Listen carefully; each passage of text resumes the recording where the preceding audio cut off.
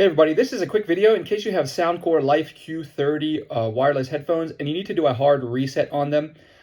This can help if you're having issues like if the headphones are not connecting to Bluetooth or wireless, or if you're getting sound out of only one ear, the left ear or the right ear, or if they're just not working right for some other reason. A hard reset will fix a lot of these issues, and it's very easy to do. So with the headphones on, we're just going to come in, and on one side we're going to press the power button, and on the other side we're going to press the volume up button.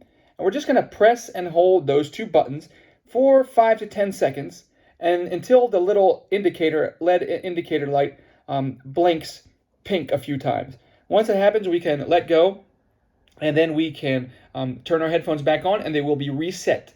And since they have been reset, they will be unpaired from any devices that they were previously paired to. So you will need to pair them to any devices that you want to, as though pairing a new device.